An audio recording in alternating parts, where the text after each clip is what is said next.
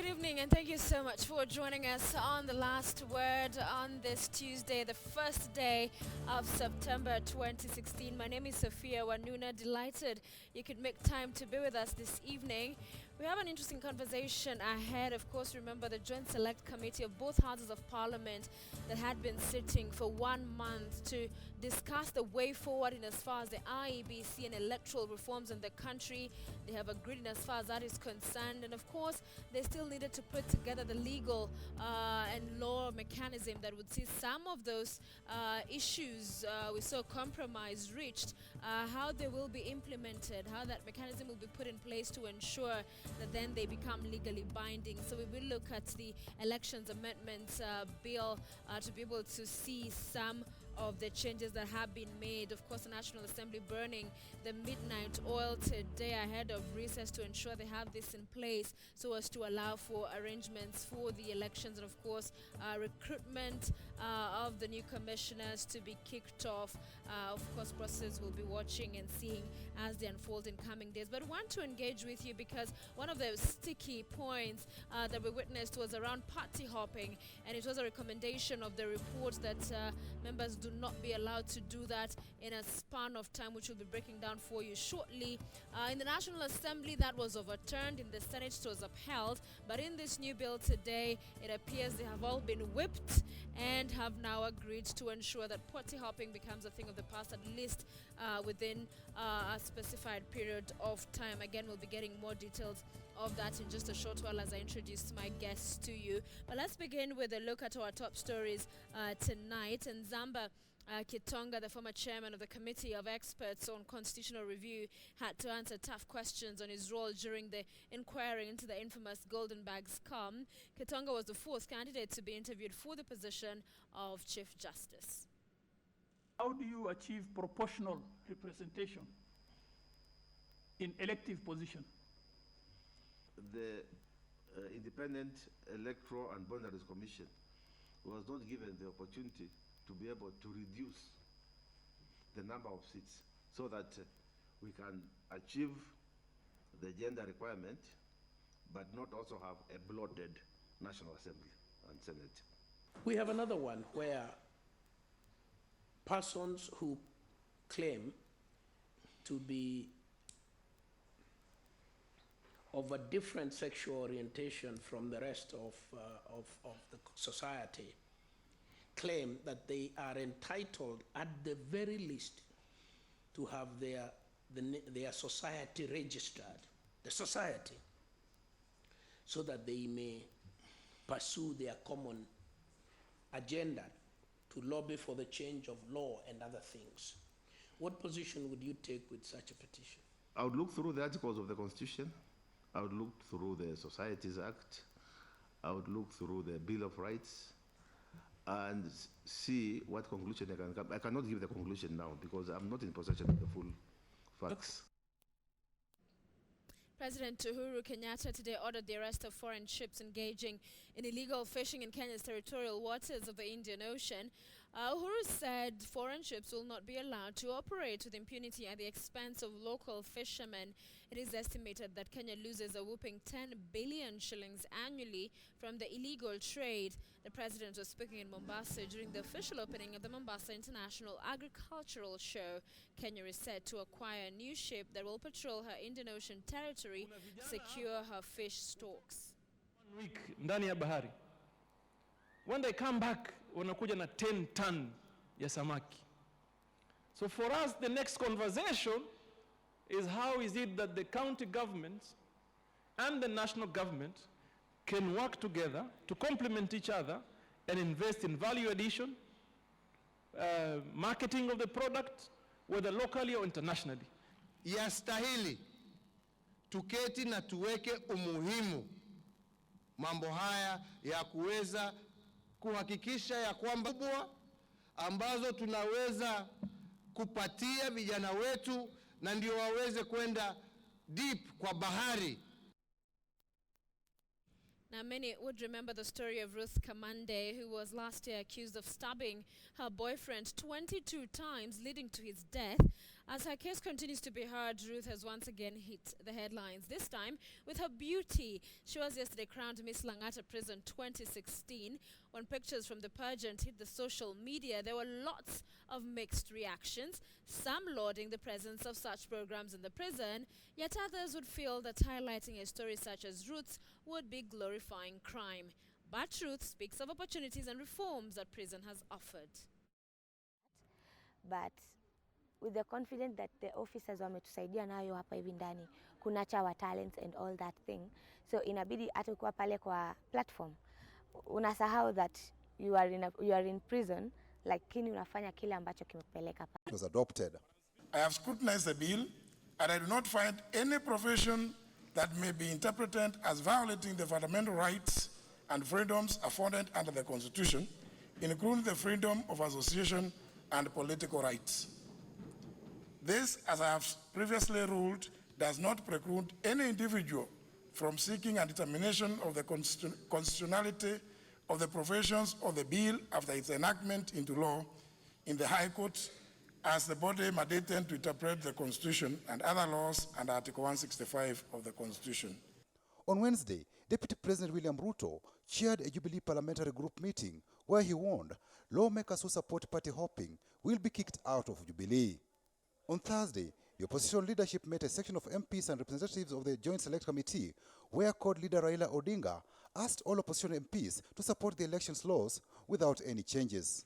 These saw members who had lined up amendments drop them as the House turned in a stamp of sorts. No, this particular part of the bill, Madam Speaker, is very draconian. It is very offensive. It is actually what Mheshimiwa Olago moved. And I'm told this particular part was sneaked in by one person who we all know and who somebody here has orders from him. Attempts to introduce changes to ensure parties comply with gender parity principles as well as entrenching affirmative action were nipped in the bud. For some of us that support the gender parity rule, I want to see the women here today who are here opposing this bill. And I therefore move that clause 10 be amended as contained in the order paper to support the women of this country. And more fundamentally, people are quoting Supreme Court. Is the Supreme Court properly constituted in terms of gender? This is the question Kenyans must ask. Members of the National Assembly later adopted a motion to adjourn the House until October 4th. The bills will now move to the Senate for concurrence. Patrick Amimo, KTN News. All right, and that report there by Patrick Amimo is where we're focusing our discussion tonight here on The Last Word. We want you to be part of it as well.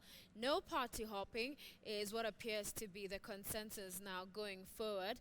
Our Twitter poll question on KTN News, we're asking you, do you think the law barring party hopping will actually strengthen political parties and actually also be respected and upheld by lawmakers, because there are many other laws and requirements in the Elections Laws Amendment Bill 2016 that we'll look at that in the past we've seen abused and disregarded. So do you think there will be a difference with this one on party hopping, which has been a hot cake? As I mentioned earlier, remember the members of the National Assembly had managed to get an overturning of that particular clause in the report that was prepared by the Joint Select Committee. But of course, it appears a lot of work has gone behind the scenes to ensure that they all toe the line and remain with that no party hopping requirement. Tweet us at KTN News, your thoughts on the same. You can tweet me directly at Sophia Wanuna. We'll have our phone numbers running on the bottom end of your screen. You can call in live. We'd love to hear from you. Joining me tonight in studio for this conversation is Dunstan Omari. He's not a stranger. He's been here many times before. He's a lawyer. And of course as well, Dismas Mokua, not a stranger as well, a political analyst. Gentlemen, thank you so much for being with us. So let's begin with the about turn on the no party hopping, because it appeared even after, the party leaders, that's from Jubilee and CORD, had indicated to the members that once this Joint Select Committee came to both houses, it should be passed without any alterations. However, in the National Assembly, there appeared to be defiance. and they felt they needed to still first order of business, ensure they can still jump around as they wish. But then now a difference in as far as this changes now being made in the Elections Law Amendment Bill. Dismas, I'll begin with you. Does this come as a surprise to you? Well, it's actually a big surprise because Yeah. initially members of the National Assembly, especially from Luo Nyanza and Central Province, were very nervous. They didn't want this kind of law coming on board. They said it was going to be draconian and it was going to limit their movement. And obviously they said they were not very interested. And I think the leaders of the two political formations became nervous. You saw yesterday when the Deputy President invited the Jubilee members of the National Assembly to his residence in Karen, and essentially what he did was to read the Riot Act. He told them, if you're not voting in this particular manner, I'm going to kick you out of the political party. So it was not even a negotiation that let's cut a deal, let's come to a middle ground. No, it was, if you recall when you're in high school and your administrator or headmaster comes and it's a one-way conversation, you're being told to toe the line. If you're not, you're going to be expelled or suspended. And the same happened with Raila Odinga, popularly referred to as Baba, and he told people at God to behave in that particular direction. And right now what we've really managed to create is some sort of an oligarchy that Kenya is going to have at every stage around 5 powerful politicians, and everybody has to dance to their tune. And if you don't dance to their tune, then you go and run as an independent. And increasingly it's going to be the case that people now are going to be campaigning on political parties. Yeah. I'll not be surprised if, say, Raila Odinga says, now it's going to be a 6-piece suit, like the way this gentleman is dressed. So right from the presidency all the way. And I think that's what is going to happen. Yeah. Unfortunately, Kenya was beginning to grow as a country with a very strong political parties, where you're actually going to have party primaries making a lot of sense. But moving in the future, the political party primaries are going to be nonsense. It's going to be a waste of time. Right. What is likely to happen is that the party leaders are going, number one, to reward loyalty. For instance, if you are, say, Alfred Keter and you want to run on Jubilee, then you are going to hit a dead end. So number one, you're going to be rewarded on loyalty. And then number two, and something that we must admit, your bank balance is going to play a very critical role. Because as they go to the campaigns, the political party will require resources. So if you've invested in some money and you call your party leader and give him a check, then you will be admitted. Now, in the absence of party loyalty, and you recall during the court demonstrations, you saw some MPs lying prostrate on Kenyatta Avenue. That was part of that's party loyalty. And of course, now on the third level, in the absence of party loyalty and you giving them a fat check, then now they can allow a mock party primary to take place. Right. But for me, I think for the first time, our MPs have been a major letdown because they keep on complaining that at Parliament you go to discuss, you go to debate, you're not supposed to be like rubber stamps. And this evening, that's, I think, a sad day for Kenya, a shock for democracy, because we've just discovered majority of the members of Parliament we have are not able to think on their own motion. They have to wait for instructions from their party leaders. So in as much as they were the floor debating, you would imagine they're thinking on their own, but they were responding to text messages from their party leaders. All right. A sad day for Kenya. Yeah, sad day for Kenya is how you describe it. So this must brings out some of those underlying issues as to why this party hopping issue became such a hot potato, because in essence, questions such as corruption and that, having deep pockets would allow for one to be able to get that certificate. On the other hand, if you're the one who is showing antiques such as those lying prostrate, then you appear to be one that can really come through in tough times. So are you convinced then with what we have now? What do you describe this as? Because they don't appear to be believing what it is they have passed. And yet at the same time, there are those who said this was to simply benefit the party leaders, and they're the ones who stand to gain because they keep everyone in check. They keep their numbers inside even after the nominations, as opposed to them, the members having a free hand to be able to still pursue their ambition. Well, I look at the whole saga in two perspectives. One, why for the first time are we seeing CORD and Jubilee leadership agreeing on what looks, it might be the last time they will have a chance to decide the politics of this nation? What is it that they know that their members do not know? And two, what about how does it affect Wanjiku in this way? My first take is that one, the political parties now are being funded by taxpayers. the amount a political party will get depends on the number of the legislators it has. So the selfish aspect of the leaders of these parties is shepherd everybody. Make sure that you have everybody without madoadoa in parliament, then the taxpayer will pay heavily to the pockets of the owners of the parties. And that is why the deputy president was very clear, you are either with us or pack and leave. That is why the former prime minister was saying, it is either you are with us or you just pack and leave. So that is the selfish end towards the party leaders' pockets. Two, there is one thing that Sophia will look at. The first multi-party elections, people did not understand the role of parties. The parties moved to being individual parties. Come 2013, we moved from those parties and went to coalitions. In 2017, we are moving to the mergers. In 2017, we are starting to practice party democracies as a party is supposed to be. There is the law that caps the amount of money a politician is supposed to use. Two, there is now the party. You either are in a party. Three, we are trying to see an IBC that has been reformed. So the democratic space and the practice of corporate governance in elections is starting to take shape. So my take is that Wanjiku has gained a lot because, one, as much as we are moving very fast and there'll be a lot of people falling, small parties are likely to benefit. For example, today it's going to be the law. Okay. The law talks of it that in 90 days you must have been in a political party. I'm sure today almost all those guys who are not sure to get those tickets, as my good friend says, they have already decamped to the other small parties. So what is likely to happen in 2017 is that by the time the party nominations are going to be contested, all those people have been wearing T-shirts of Jubilee. All those people have been making a lot of noise about being called or ODM. They will not put their names as members of that party.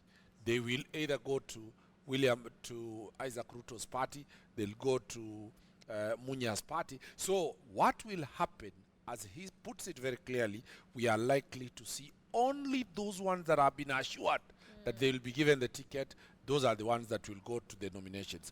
Therefore, actually we are going to what was there in 1988, whereby the Mlolongo system, it was already known in this governor's position, so-and-so is getting the ticket. So you say only those who've been assured of being given tickets will stay, but then there's the change and the proposal to then have IEBC conduct nominations, of course upon invitation by a political party, and that in itself, there are observers who see it as a transparency. It opens it up to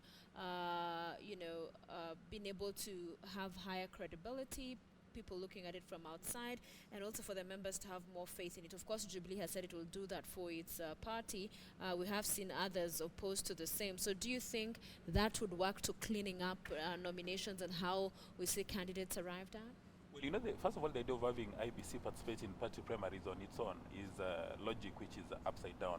Because after every political party primary, there's going to be a winner, there's going to be a loser. The loser will start dragging the reputation of IBC through the mud, and they'll go to a tribunal a few days to the election. So by the time we get to the general election, the IBC image will have been battered, and I don't think there's any political party which is actually going to invite IBC. Because IBC has indicated that... well, Jubilee, the president himself announced it at State House when they were there, expressing the formation of the party interest to do the Sophia, same. I can confirm to you that it won't happen. Politicians in Kenya are masters of words. They know how to do a quick turnaround. They would quickly say that having looked at the general election and having IBC, the reputation is going to be drained through the mud, so we are going to do our own stuff.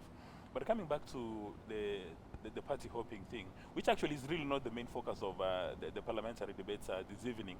But when you look at, if you break it down to see how it's going to affect Jubilee and CORD, the principal beneficiary in this is actually going to be CORD. Because for them, they've got a coalition, and maybe using an example, say in Kakamega, where where it's going to be a very hot contestation for the governor's seat. You have Boni Kalwale, who wants to become the next governor for Kakamega. In his own estimation, he said if he runs on ODM, probability of being given the party, if he's going to fight with Oparanya is a senior leader in ODM, and he said to be very close to Raila Odinga. So if Raila Odinga has to be given options of either giving a ticket to Oparanya or giving a ticket to Boni Kalwale, most likely he's going to give it to Oparanya. But now what Kalwale has done, sensing that he'll never get an ODM ticket, is decided to go to Ford Kenya. So for that, he's going to secure his selfish interest. But again, still operate like an ODM candidate. No. Some have seen it that way. No. For him, he's going to operate as a Ford Kenya candidate and fight with an ODM candidate. And if there's another lawyer man who wants to run on Wiper, he would still run on Wiper. All right, hold that thought. I will let you continue with the same. We have Junet Mohammed, who's Suna East Member of Parliament. He was also part of this Joint Select Committee, joining us on phone. Thank you, sir, for calling in. So we're keen to hear about what you make about all of these changes. Outturn, in essence, from members of parliament who had shot down the proposal to stop party hopping. Hello? Yes? Hi. Hi, Sophie. How are you? I'm good. Yeah, I'm watching the debate, and I'm listening to what the two experts also are saying. You see, we have the bill first is not about party hopping. The bill that was passed today is about the election laws and the issues dealing with the general election and how to conduct elections and such things. But the issue of the party hopping, we have not bad party hopping at all. We've said that the window of party hopping closes at the nomination time. Exactly. If you believe in a party and you want to stay in a party, you believe in a party and you want to participate in the nominations, then you should stay and make sure that that nomination is done in a free and fair manner. But you cannot stay in a party up to the nomination time and you participate in the nomination and you lose in the nomination, then you end up saying, this party is not good, I want to go to another party. So we saw as a matter of fact that we need to bring hygiene to our politics, and we need to, make sure that our politics is done better than before. Then number two, political parties are no longer the same as they were before. Political parties nowadays are funded by the exchequer. They are organs of the constitution, they are organs of governance. So once, we have to make sure that things are done in a proper manner than before. So I think that it is your choice to belong to any party that you feel like. You can be in ODM, you can be in Fort Kenya, you can be in Wiper, you can be in Jubilee Party. But Mheshimiwa, what do you make then of the concerns by members? Because the reason why many of them were opposed to having those caps in as far as the having a long time before one then cannot party hop was because of the question of corruption, selling of those certificates, that it is people who are closer to the party leaders that have that advantage, and that they have even gave cases in the House, in the National Assembly, where some of them said they did not get the party tickets, but when they jumped ship, they were able to still get elected, and that the will of the people prevailed. So what do you say to what still are issues that haven't been resolved around party primaries, and as far as especially dispute resolution is concerned? That is true. Hello? Yeah. That is true. I agree with you. But you see, I know a few, 10% of the members of the National Assembly came through other parties after they defected from the party that they initially participated in the nominations. But you see, now we have 8 months to 12 months to the elections. This is now the time members will go back to their parties, whether you're in ODM, whether you're in Fort Kenya, or any other party, and make sure that there are proper rules of nominations. Make sure that the level playing field, like the way court went to the street to make sure that there is a new IEBC, members will go back to their parties and street and make sure their parties conduct proper elections. Number two, after parties conduct nominations, the law says that IEBC will have time to do to set up a tribunal to look into issues of the nominations. So if you are aggrieved within your party and you think the party has not conducted the nominations properly, you can go and file your You can file your case at the tribunal, and IEBC will form a commission to look into those matters. If you think your party will not conduct proper nominations, just go to another party early enough. Okay. Don't stay there. All right, allow me to ask you this one briefly, sir. Why is it that it's been seen as if the Coalition for Reforms and Democracy is opposed to having IEBC conduct party primaries? Is it because, as has been alleged by some, to entrench that corruption that is seen sometimes in handing out party certificates? First of all, every party has got their own party nomination rules. They are different from each party. Then number two, nominations are to be conducted at every constituency and every ward, just like a general election. Money IEBC uses to conduct an election, 40 billion shillings in a year. It's only Jubilee that can afford that. CORD, is a poor thing. I don't think they can afford for 30 billion shillings to conduct primaries. But they will strive and they will do their best to make sure that they conduct a proper nominations in the manner that is possible and that can satisfy their members. But if we consider or we put into consideration the amount of money required to conduct a nomination by IEBC, I think it is only the owners of Eurobond who can afford that. Court cannot afford that. All right, Mheshimiwa, thank you so much for calling in and sharing your thoughts tonight on this party hopping debate. Gentlemen, I'll allow you to respond to some of those things you've heard from Mheshimiwa Jeanette. Of course, he's spoken about a number of issues and clarifying that this doesn't mean no party hopping at all. It's just saying you can hop, but there's a timeline in which you can be able to jump ship, and it's 90 days, of course. And for the independent candidates, it is 90 days they're supposed to have decided where they will be vying. And there's also this act particularly requires that the commission conducts and supervises the party primary upon the request of a political party, and that the date of the primaries at least 21 days before the nomination day as well. So what do you make of what you've heard tonight?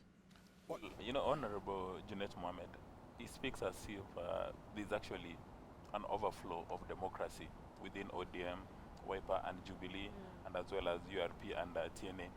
If there was going to be democracy in those political parties, that the elections are going to be free and fair, then in that case, if you go to the party primary, you lose in an election which is free and fair, then that's okay. It would be unethical for you to jump ship. But the situation which is going to obtain, the party primaries are not going to be free and fair. And if anybody is telling you that the party primaries are going to be free and fair in a CORD or the Jubilee Constitution, they're lying. Probably they'll be free and fair in Amani or Kanu. But in those two political parties, they're not going to be free and fair. And you can tell from the conversation that him is a loyalist, is already guaranteed of his ticket. That's why he's saying that if you don't like a political party, please take a walk early on in the day. And really, that's unacceptable. All right, and we'll hear from you, Dunstan, when we return from this short break, as we also look at some of those other sections of the Elections Law Amendment Bill 2016. Quite a number of changes that have been made there. We'll also update you on the same when we return. Please stay with us.